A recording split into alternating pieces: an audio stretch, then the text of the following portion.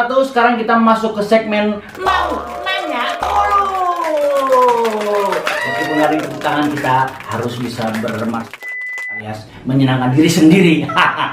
Sekarang ini saya sedang berada di rumah seorang stand up komedian, wartawan, pemain film, riders, loba lah pokoknya nama alias bukannya dia banyak talentanya, tapi memang dia bakat tingku betul duit. Solihun, kameranya di sini ya. Ya, bebas main mana aja. Luar biasa, luar biasa. Bang Solihun. Bukan anak loh. Loh ya, tapi kan maksud yang positif kan? Ini ada anak saya di sini, ada anak saya, lihat dong anak saya. Ya. Jadi Mang Soleh ini biasanya pengen disebut apa, Mang? Ya, stand up komedian aja lah. Stand up Karena comedian. banyak duit kan katanya orang kalau ditanya pekerjaan apa, jawab yang paling menghasilkan. Menghasilkan uang. Iya. Dia stand up komedian aja. Stand up komedian. Jadi memang kalau dilihat ini rumahnya 2 kafling, 3 kafling. Mang. Dua. 3 dong di belakang. Yang belakang mah kafling dari belakang, bukan dari komplek. Oh, tapi berawal karir itu dari wartawan. Trax Magazine. Trax. Tahun berapa ya? Tahun 2004. 2004 akhir, 2004 Sudah menikah? belum. 2004 Agustus kalau nggak salah atau September masuk. 2004 sampai 2005 Desember di Trax. 2006 sampai 2008 di Playboy. 2008 sampai 2012 bulan Januari di Rolling Stone. Di Playboy itu menjadi editor. Iya. Apanya yang edit? Fotonya? Tulisan. Kan saya bukan fotografer. Oh ya, tapi kan bisa aja ngedit fotonya. Ini jangan terlalu kelihatan, ini ada Ya yang itu kan semua. itu kan bukan urusan saya. Oh. Buat apa ada fotografer yang Iya, dibayar? iya, Itu iya. urusan fotografer. Terus kenapa pindah-pindah Iya karena sebelum dipecat waktu itu? Sempet dipecat bro dari majalah gara-gara maruk ngerjain dua konten, 2 kerjaan kantor yang berbeda. Kalau di Trax kan pindah karena pengen bikin Playboy sama Mas Erwin. Gara-gara Erwin mana ya? Erwin Arnada. Erwin Arnada teh? Oh, Erwin Arnada, iya, produser, iya. Erwin Arnada produser, Iya, sutradara kan iya. dia family Playboy. Oh. Kan dari Trax ke Playboy itu gara-gara anak-anak Trax tuh pengen bikin majalah musik, nyamperin Mas Erwin, Mas tolong cariin investor dong, bikin majalah musik lagi. Mas Erwin udah males bikin majalah dari nol. Gua mau bikin majalah yang udah ada namanya, yuk bikin Playboy aja ya. Playboy.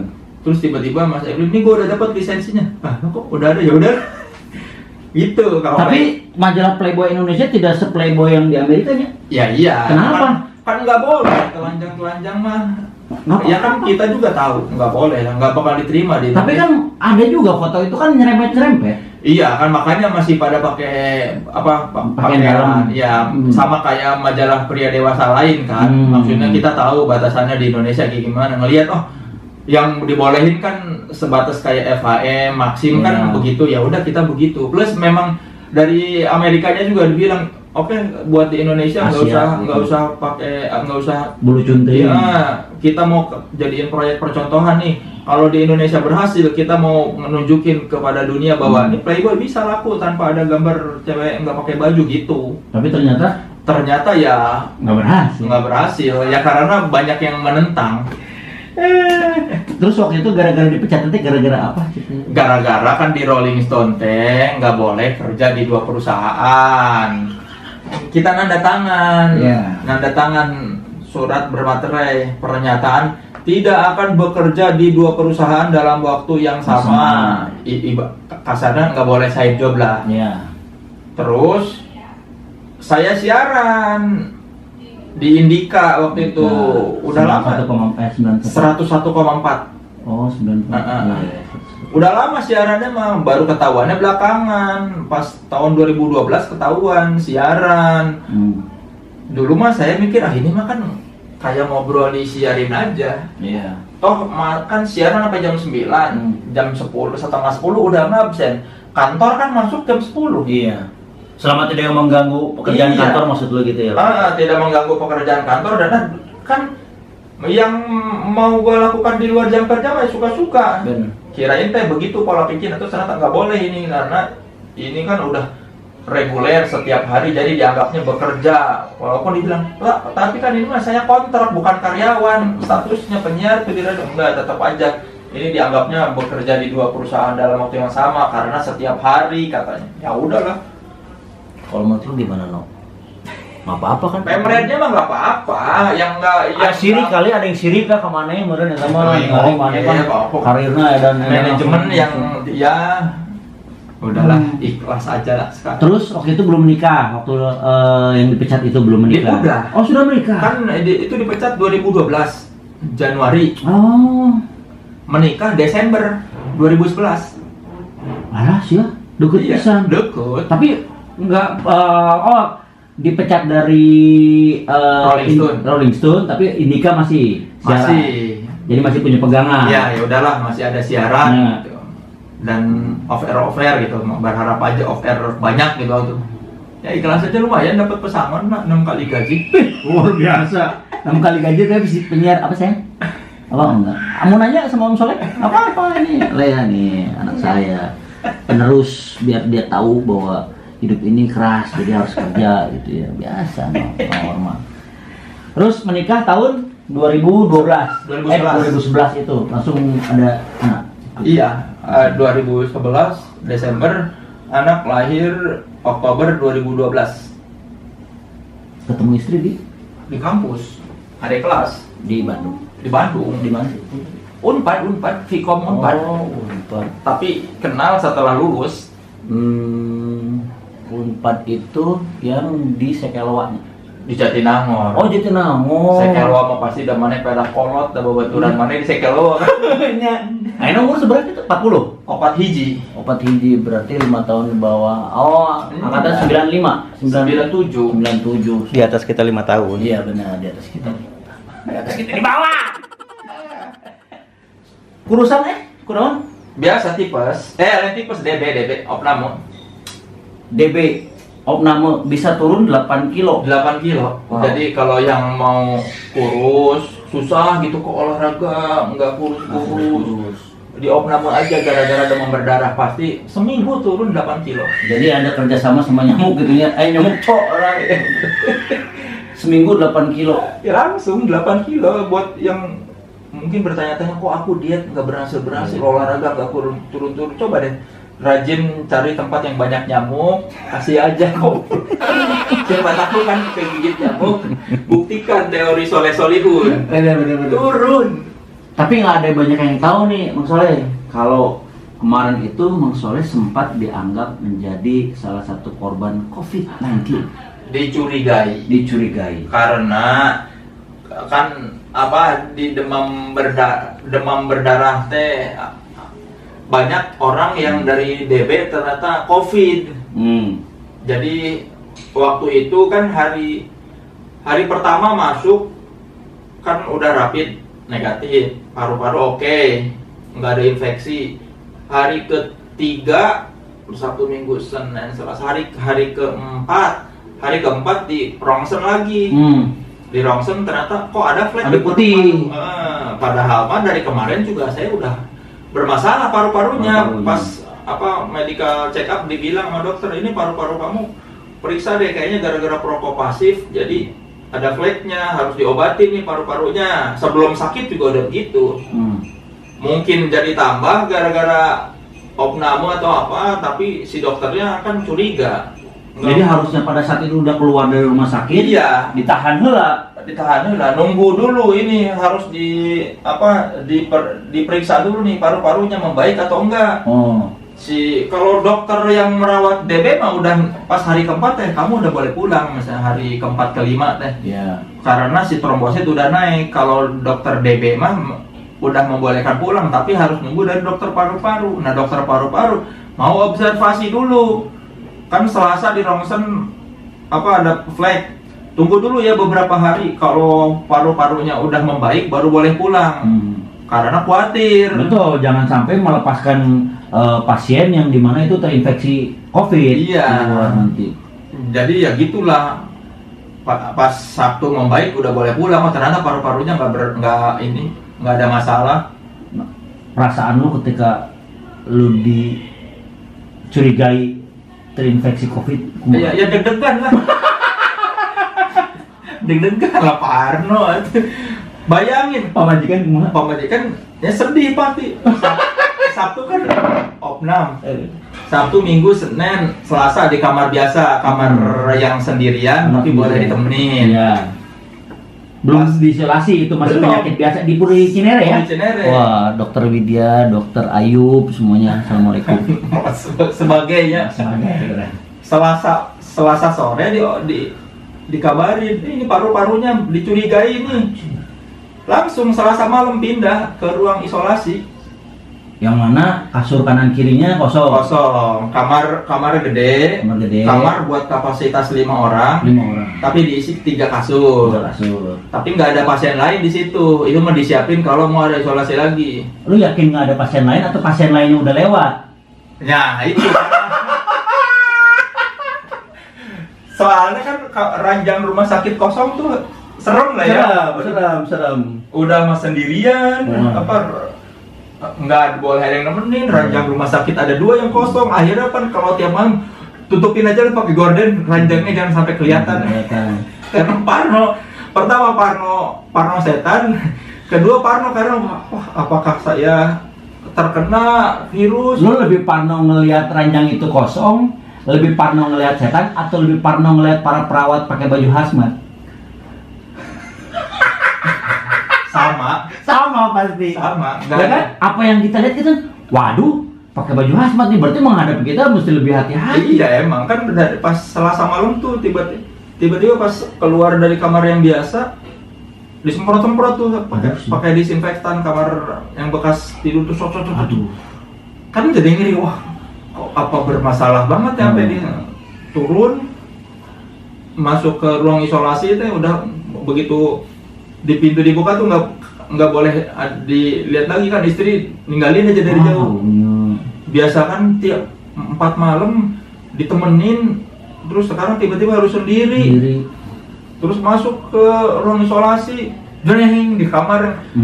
Ranjangnya tadinya kan biasa tinggal dipencet tuh, Paramon yang udah modern, pencet ngak. Begitu masuk ke ruang isolasi, ranjangnya yang diputar kayak masih versi lama Paramonnya, si kasur Paramon tuh masih versi lama. Jadi nggak bisa seenak itu. Nggak bisa. Jadi harus begitu nih. Udah dok segini aja. Udah ranjangnya begitu. Terus dokternya semua pada pakai ini. Udah gitu datang tiba-tiba, Pak saya dokter dari tim gugus COVID. Wah. Terus kan Pak, tapi saya ini memang bermasalah, paru-paru saya dari kemarin juga udah sakit. Iya, tapi ini kita harus waspada karena biasanya orang yang dari DB tiba-tiba COVID. Ya tapi saya nggak ngerasa sesek nggak apa. Iya tetap harus diperiksa. Terus emang kalau DB biasa nggak orang tiba-tiba ada flek? Enggak, kalau DB paling cairan paru-parunya, bukan flek. Ini kenapa jadi ada flek? Itu yang perlu kita curigai katanya, waspadai.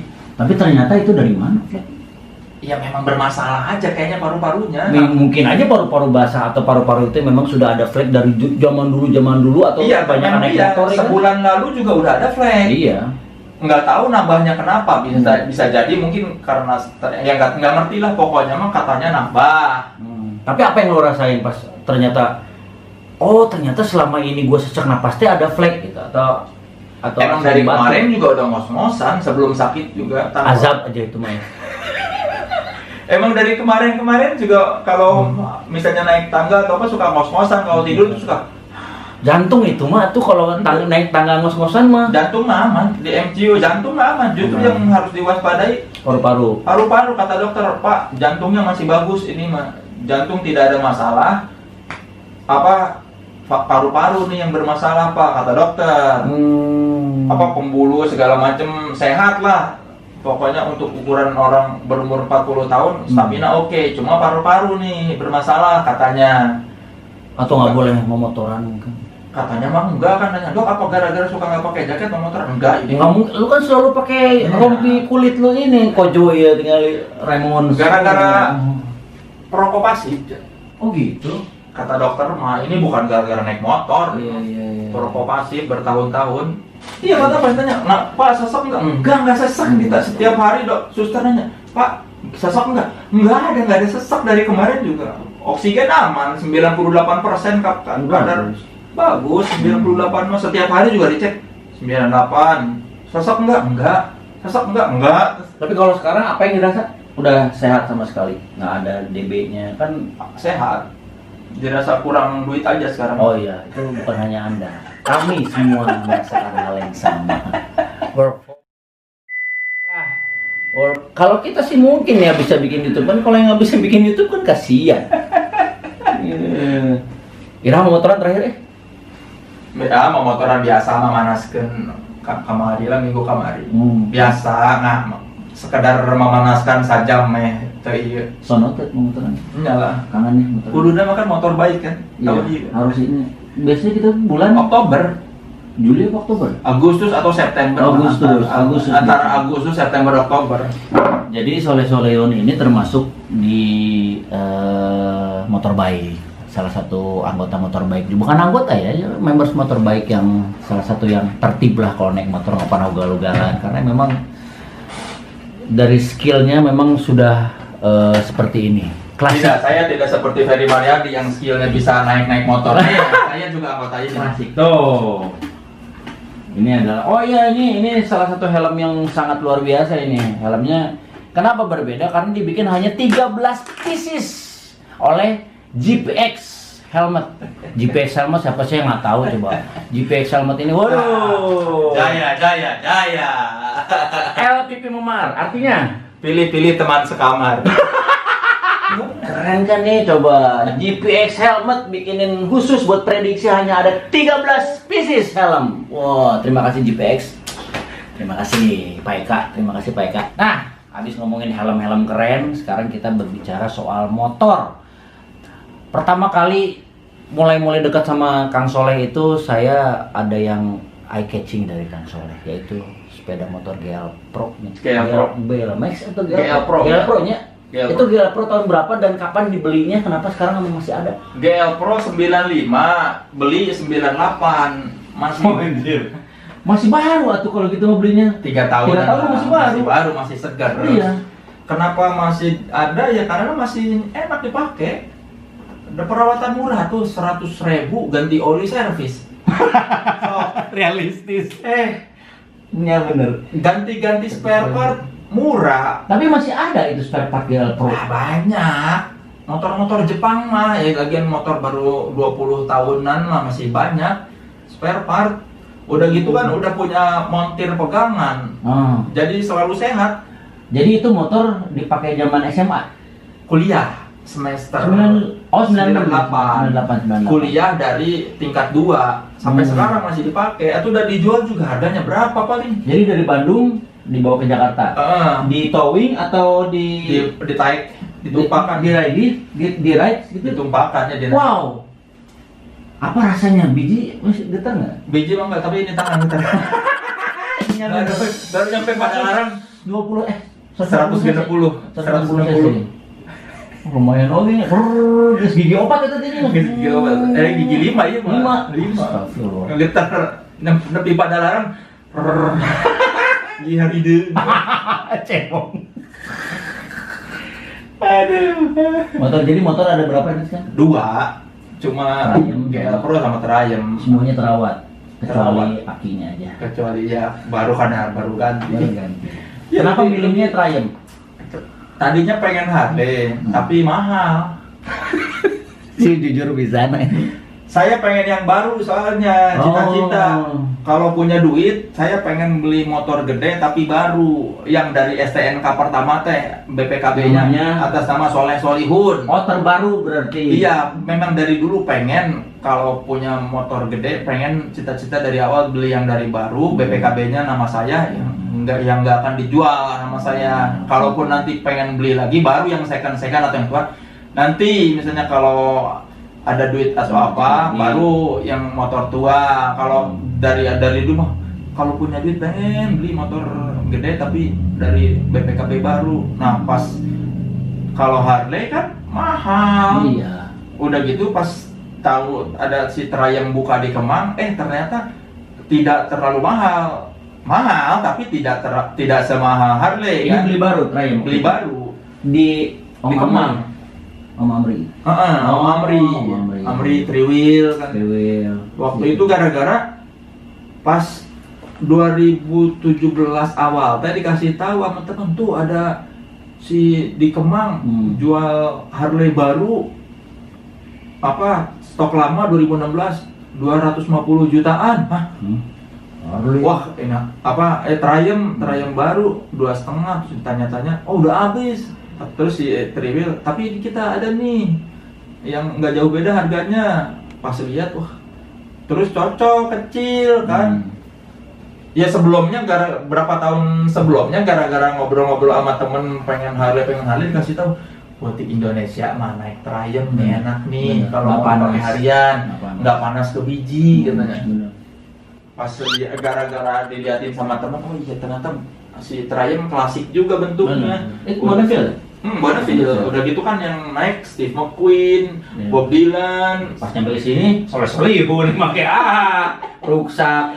Iya makanya pas tahu dari teman Bonneville ini enak dan klasik. Akhirnya begitu tahu ada Bonneville terus tahu Harley mahal dan si Bonneville relatif tidak terlalu mahal, ya udah beli. Paling jauh kemana pakai Bonneville? Baru Bandung. Bandung sendiri waktu itu. Sama Tora. 2 kali sih baru 2 kali ke Bandung sama Tora Tepi dan motoran waktu itu. Oh, yang waktu ke Bandung ketemu si Nolan. Iya baru. Paling jauh ke motor kemana ke motornya? Doang. Ke Bali tuh. Lombok kan? Bahasa. Ayo lu ke Bali nggak ikutnya? Motor Bali kalau Bali nggak? Nggak ikut. Lombok. Motor Bali di Lomboknya. Tapi kan itu bukan dari Jakarta ke Lombok. Iya. Di Lombok. Iya. Belum yang jauh banget sih, nggak ada waktu dan. Waktu itu bukannya ikut yang waktu kita ke Bali? Enggak, lagi syuting. Oh iya. Setiap ada motor baik, setiap syuting. Itu teh godaan. Pilih jalan-jalan apa pilih kerjaan? Pengabdi setan atau pengabdi uang? Loh, setan mah kan nafsu wae gitu. Sama itu dengan Tora, kejadiannya Tora kan begitu nggak ada kerjaan, pas ada kerjaan bentrok sama motor baik. Kerjaan jarang, begitu ada kerjaan ada jalan-jalan, ya pilih kerja dong. Iya sih. Kecuali kerja sering, pas ada ini izin kerja baru kita main. Iya, ini udah mah kerjaan jarang masa main, nggak tahu diri banget, kasihan anak istri. Tapi YouTube jalannya, YouTube apa podcast sih? YouTube ada, podcast ada. Yang maju kemana? Secara subscribers YouTube maju dulu. Ya lumayan lah 220 ribuan. Paling sebentar lagi juga dilewat nih sama Ferry Mariani channel. Sih masuk ngelepet Lainnya lah kan. Sadar diri orang kan kita collab ini nanti. Iya, tapi pasti tunggu. Belum tentu. Ya pasti sebulan lagi juga pasti udah Ferry Mariani channel udah. Nih guys, gue pengen tahu nih, menurut lo gimana kalau gue ada 1 minggu sekali ada collab. Jadi kita 1 minggu sekali membahas misalnya the 90s ya, atau the 80s, kita ngebahas yang hits waktu tahun 80 atau tahun 90. Setuju nggak? Boleh. Nah, gimana menurut lo guys? Tulis ya di komen. Nanti gimana? Gue bakal ada collab, gue seminggu sekali gue akan datang ke rumahnya Soleh Solihun ya. Tapi pasti dah. Sekarang berapa? 80? Nggak, 90. So kan 90 ribu. Paling 1 ribu kayak nyalin. Amin. Orang sering soalnya wawancara paling kayak gimana nyalin. Nah, kan waktu kemarin tuh sama kita sama prediksi sama kemana, lu selalu bawa GoPro ajaib lu itu untuk ngobrol sama teman-teman gitu. Nah, siapa yang pernah lu interview atau wawancarain yang paling aneh dan kenapa? Yang paling aneh Kan kalau sama Deddy Corbuzier kan dia kayaknya risih banget kan deket-deketan sama lu, deket kena kulit gitunya, negel sih emang sih. Cuman 1 jam ngobrol sama lu tuh kayaknya terlalu intim banget gitu sama Deddy gitu. Gue ngeliatnya aja, jis, nah sih ya gitu gila gitu. Sama Vincent kalau gue ngeliat kan memang agak ada jarak, cuman kalau Vincent kayaknya rada lagi asik gitu kan, kayaknya lagi kecapean, kurang tidur Vincent itu. Nah, siapa yang menurut lu lawan bicara lu yang paling aneh? kalau disebut aneh sih nggak tahu aneh atau nggak, tapi yang ngomongnya tuh perlu dicerna lebih lanjut tuh Bongki Slang? Marcel, Bongkinya, Oh, Bongki. yang dulu slang kan? Bongki mah kalau cerita dia muter-muter, susah gitu, kita harus pelan-pelan mencernanya. Gitu. Itu Bongki paling unik sih, ditanya tuh apa orangnya terlalu pinter kali ya, jadi segala macem gitu kemana-mana muter-muter ya. Orang dia mah dibilang apa, dia cerita mau apa waktu zaman slang Bim Bim nyuruh dia ganti dari gitar ke bass. Nah dia mau ngejawab apa permintaan Bim Bim aja kabur dulu ke Sukabumi 5 hari apa berapa hari itu. Oh ya? Ngobrol sama ikan-ikan, pokoknya dia bilang gara-gara dia disuruh dari gitar sama Bim Bim, lu main bass aja ya. Mau ngejawab itu aja dia harus kabur dulu ke Sukabumi. Nyari ilham dulu mungkin. Nyari ilham buat memberanikan diri. Oke, gua mau main bass. Segitunya. Emang unik. Jadi pas wawancara juga emang unik nih orang. Komunikasinya wah ribet, kemana ya gitu muter-muter. Nah, dari terlalu sekian banyak ada di pikiran dia kali, terlalu pintar. Terlalu pintar biasanya orang seperti itu. Nah, dari sekian banyak orang yang lu wawancara, apakah lo sebelumnya sudah kenal atau lo harus kenalan dulu, atau syarat menjadi bintang tamu di YouTube lo harus lo kenal? 99% harus udah kenal. Pernah yang nggak kenal sebelumnya? Dibilang nggak kenal sih enggak, tapi Petra Sihombing tuh belum akrab. Petra Sihombing doang yang memang kasus ya khusus gitu. Oh dia nih belum pernah akrab. Tapi udah tahu si Petra gimana, udah di medsos udah saling tahu. Ya. Waktu itu si manajernya Petra minta wawancara dong. Oh ya udah diiyakan karena udah ngerasa ini orang seru nih, udah ngerasa meskipun nggak pernah ketemu tapi udah ngerasa enak dan udah oh ini dia main gitarnya bagus. Jadi makanya mau gua wawancara deh, nggak apa-apa deh, belum pernah ngobrol akrab juga. Tapi selebihnya mah udah akrab. Awal-awalnya aja. Iya. Masih ada ini. Pernah pejabat pernah? Enggak. Kenapa? Pejabat deh. Farhan bukan pejabat ya, anggota dewan. Farhan mah lain pejabat, Farhan mah. Mantan manajer ini. Iya. Persibnya. Iya. Enggak, males. Pernah aya nu. Males. Kenapa males? Mau ngobrol apa sama pejabat? Politik? Hal iya udah mah teresep. Tidak tertarik untuk Tidak tertarik. Karena saya merasa tidak menguasai politik, jadi enggak lah wawancara politik. Enggak ini. Bukan minatnya juga wawancara politik. Tapi kan kalau ada pejabat yang bukan yang namanya interview itu kan bukan karena lu minatnya, tapi kan kepentingan dari hasil wawancara kan. Ya tapi kan di YouTube membuat minat. Oh, ini gitu. kan YouTube aing kumaha aing. Oh. Bukan kan saya mau bikin YouTube bukan buat orang lain, saya mau wawancara buat diri sendiri. Broadcast yourself. Broadcast yourself. Luar biasa. Belok kiri ke jalan. Nah, sia handphone-nya candi Paraman, enggak apa-apa rolling aja. Aing mah.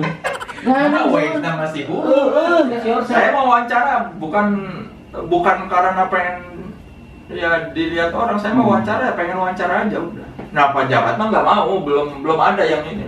Soalnya wawancara karena pengen wawancara aja udah. Terus fungsinya apa? Iya fungsinya biar ada karya aja. Oh, soalnya Solihun punya karya di YouTube udah. Tapi kan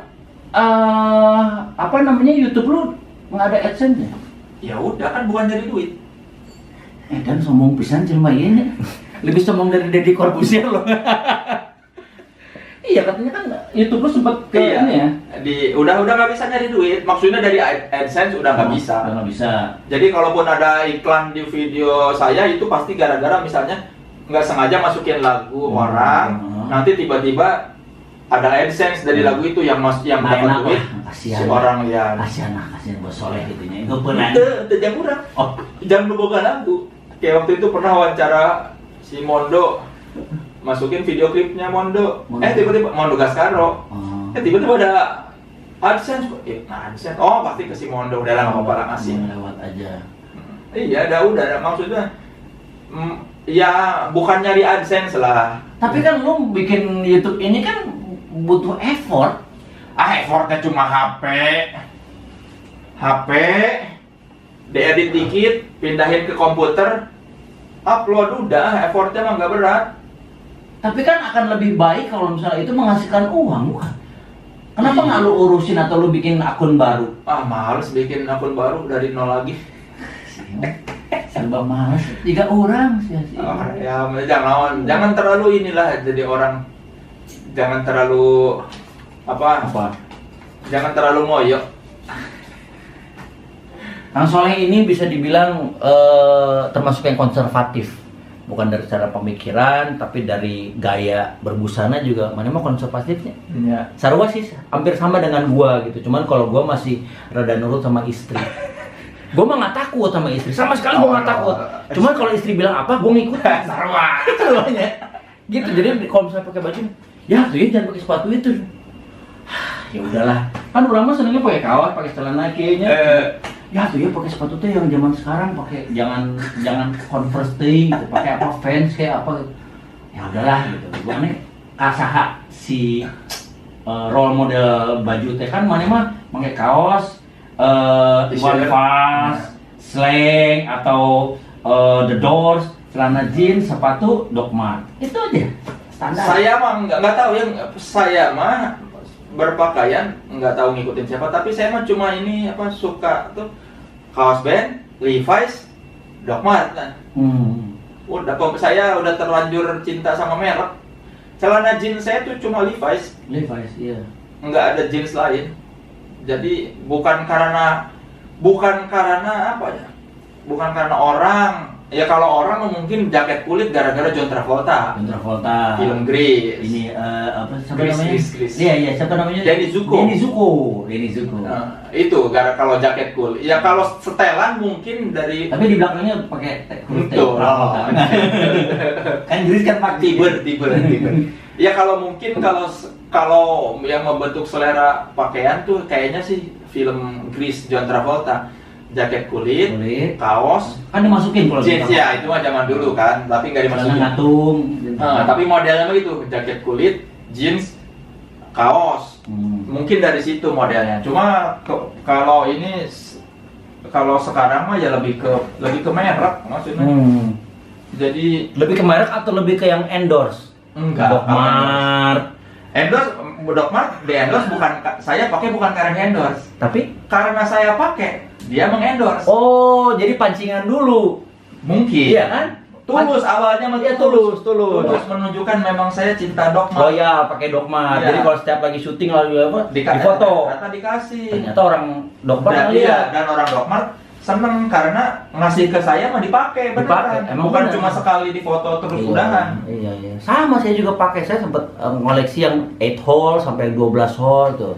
Assalamualaikum Doc Marten ya, Doc Mart ya. Grand Indonesia ya, gitu ya. Grand Indonesia bagus-bagus itu koleksinya. Sekarang udah ada di PIM 1 begitu naik dari Hero atau gitu. Ya kalau saya mah pakaian itu ya mungkin ya klasik kali ya, kan jaket kulit.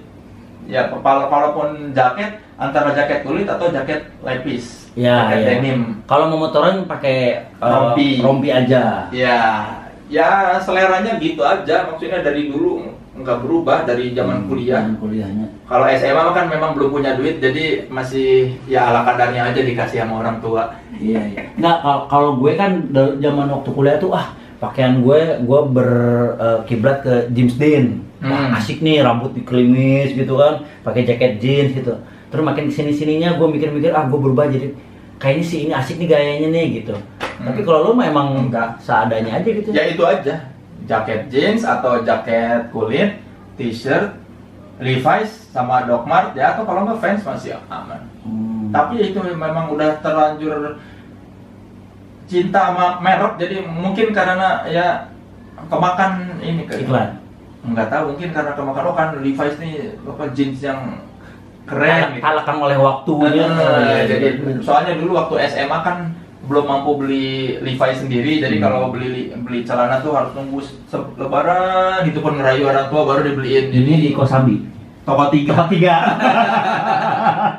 Berarti ketemu sama si om-omnya itu. Om itu mah yang dingin nih Alkateri apa tuh? Oh, di Tamim mana apa? Lain Alkateri teh Asia Afrika belok ke kanan lah ada. Nanya lu babondon penting. Bener. Berarti toko 3 tuh legend. Legend toko 3 dulu enggak. Tapi memang waktu itu kabar-kabarnya memang toko 3 hanya menjual Levi's yang orisinil dan memang tidak dijual di toko lain, di Levi's lain. Katanya. Iya, dulu itu toko 3 satu-satunya toko yang menjual Levi's 501 di Bandung. Oh gitu ya? Iya. Terus kalau di Jakarta kan mungkin ada yang di Sabang. Terus yang di mana lagi ya? Tahu Sabang kan yang tempatnya Evi lah, zaman Evi benar. Gitu. Nah, kalau yang Budak tengah arti. Yang tengah arti kan makan pakai bahasa Sunda. Tapi penonton di rumah ngerti. Loh. Gitu. Nggak ngerti kan Jawa Barat unggul. Ya, nah, kalau yang di Bandung ya itu di toko 3 mungkin sekarang masih ada nih toko. Ada di Kosambi kayaknya Kosambi, masih ya, ada. Tapi cuman kayaknya udah gak hits. Toko 3 itu kendalanya cuma satu. Saya parkir.